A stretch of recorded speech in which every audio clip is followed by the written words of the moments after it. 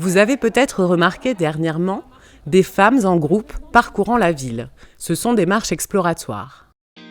Menées par un groupe de femmes dans leur quartier d'habitation, ces marches ont pour finalité la réduction des inégalités d'occupation de l'espace public, à partir d'un diagnostic assorti de propositions d'amélioration établies par les habitantes elles-mêmes. Les marcheuses identifient les facteurs humains et les éléments d'aménagement du territoire qui sont à l'origine d'un sentiment d'insécurité, de bien-être ou encore qui ne sont pas fonctionnels, puis elles élaborent des propositions d'aménagement pour ces espaces. Les marches exploratoires ont pour but de permettre que les femmes se réapproprient les espaces publics, mais pas seulement. Aussi que les femmes portent un regard sur l'aménagement urbain. Après la sensibilisation des différents acteurs par les responsables de projets, les femmes travaillent en groupe à la cartographie sociale.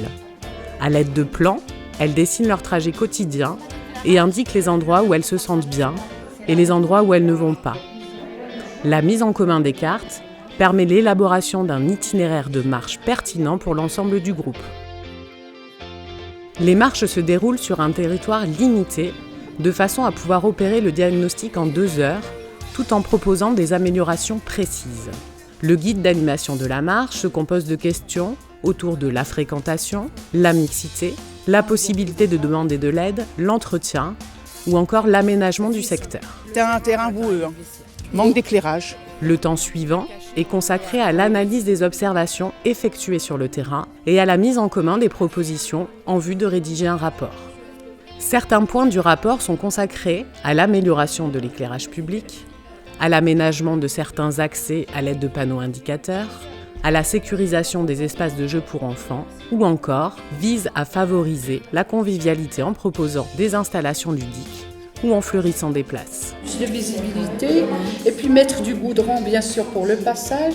Les femmes bénéficient de l'accompagnement de techniciens ou techniciennes de la ville qui vont aider à la rédaction du rapport et au choix des photos illustrant leurs propositions. Nous avons analysé et nous avons préparé. Une fois ce rapport rédigé et remis aux professionnels concernés, les femmes vont se préparer à la prise de parole en public en vue de défendre leurs propositions lors d'une seconde marche réalisée avec les décideurs et les élus locaux.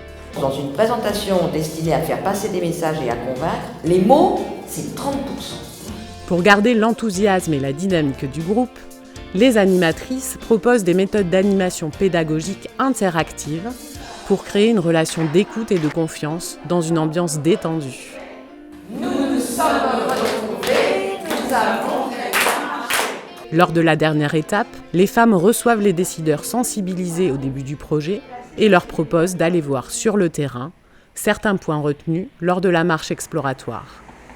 Il y a des voitures qui traversent, même s'ils n'ont pas concerné d'y aller à l'école, c'est pas des enseignants, ils rentrent, ils osent rentrer à l'intérieur des écoles. Et c'est dangereux pour des enfants quand ils sortent de la cantine pour y aller à... Toutes les propositions sont analysées et les responsables se prononcent en disant si c'est possible ou non, à court ou à long terme, et pourquoi.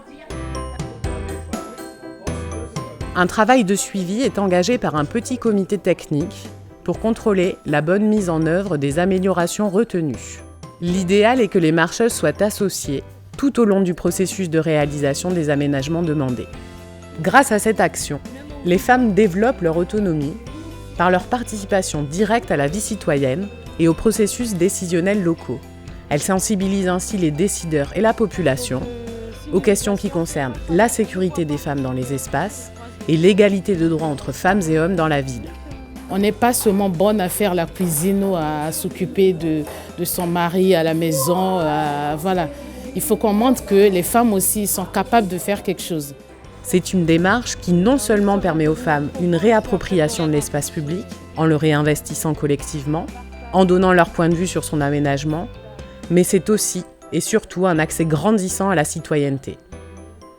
Bien souvent, après ce type d'action, les femmes ont envie de continuer et la méthode peut être réutilisée dans d'autres quartiers puisque les professionnels se forment aussi en accompagnant les marches. Pour les femmes, c'est l'occasion de se retrouver pour réfléchir ensemble et créer une dynamique collective qui peut être durable et développer du lien social avec d'autres acteurs du quartier. Les conseils citoyens, les associations ou encore les conseils de quartier. se réapproprier les espaces publics. Bien sûr, se réapproprier des espaces urbains, mais c'est aussi se réapproprier des espaces de décision. À l'origine de ce projet, la ville de Rouen et ses partenaires qui ont signé une nouvelle stratégie territoriale de sécurité et de prévention de la délinquance en janvier 2015. À Rouen, le groupe a été constitué grâce à la mobilisation des acteurs associatifs et des assistants sociaux du secteur de la Lombardie qui connaissent bien le public. Cela a permis de constituer un groupe hétérogène, tant d'un point de vue des âges, des situations sociales, des secteurs d'habitation, que de l'ancienneté dans le quartier. Le soutien des partenaires permet également de remobiliser le public quand cela est nécessaire, car la durée de ce type de projet peut varier de quelques mois à 1 an. La rencontre de ces profils variés a produit de véritables intelligences collectives, dans une dynamique de groupe riche d'écoute, de partage de la parole et de respect des avis de chacune. Cette démarche à Rouen a permis de réunir une dizaine de femmes, de les aider à partager leur expérience, à s'enrichir mutuellement. Ensemble, elles se sentent capables et plus fortes. Cela leur a donné envie de valoriser leur quartier et d'emmener d'autres femmes avec elles. Elles vont continuer à chercher et à expérimenter des solutions. La marche a également conforté la municipalité dans son souhait d'un travail toujours plus en concertation avec les habitants-habitantes, détenteurs d'un savoir unique, leur expertise d'usage quotidien. Avec les marches, on découvre, on redécouvre, on dépasse nos peurs et on crée des solidarités.